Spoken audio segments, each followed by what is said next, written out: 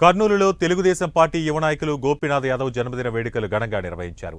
అభిమానులు పెద్ద ఎత్తున కొత్తపేటలోని గోపీనాథ్ యాదవ్ ఇంటి ముందు పాల్గొని కేకును కట్ చేసి సంబరాలు చేసుకున్నారు. ఈ సందర్భంగా గోపీనాథ్ యాదవ్ మాట్లాడుతూ తనను నమ్ముకున్న యువతకు అన్ని విధాలా అండగా ఉంటానని తెలిపారు. రాష్ట్ర మంత్రి టీజీ భరత్ సహకారంతో యువతకు ఉద్యోగ అవకాశాలు కల్పిస్తానని తెలిపారు. ఇంతమంది అభిమానులు ఉండటం తన అదృష్టమని గోపీనాథ్ తెలిపారు.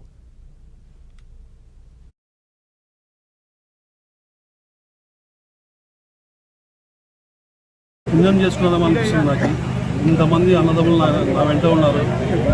ప్రతి సంవత్సరము నా బర్త్డేని ఎంతో ఘనంగా నన్ను సొంత అన్నలా నన్ను ట్రీట్ చేస్తూ ఈరోజు నన్ను గుండెలో పెట్టుకొని నన్ను దీవించి ఈరోజు ఇంతమంది ఇక్కడికి వచ్చి ప్రతి ఏరియాల నుంచి వచ్చి నాతో కేక్ కటింగ్లు కానీ ఇవన్నీ చేయడం జరుగుతుంది.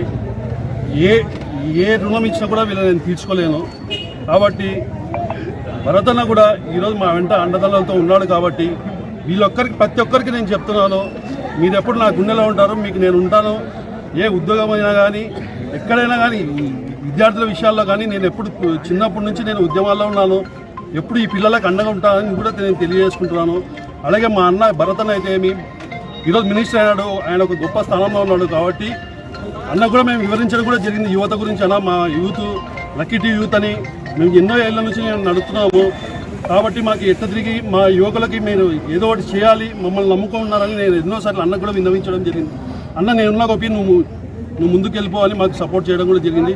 కాబట్టి ఎవరు భయపడకండి, మీ వెంట నేను ఉన్నాను. ఎవరికి నిరుద్యోగులకి ఏ ఉద్యోగ అవకాశాలు ఏవొచ్చినా కూడా నేను మీకు ఫస్ట్ ఉంటానని కూడా యువతకు తెలియజేస్తున్నాను.